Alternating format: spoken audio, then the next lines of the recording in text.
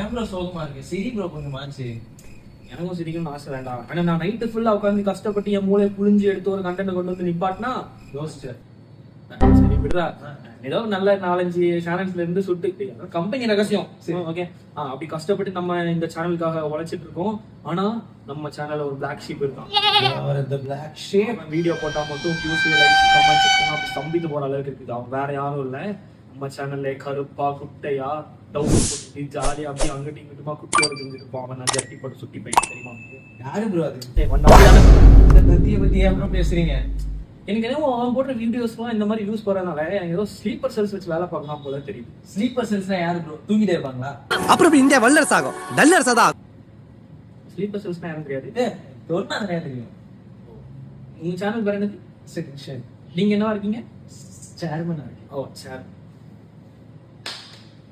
யோ, நீ சொல்லிட்டு போயா?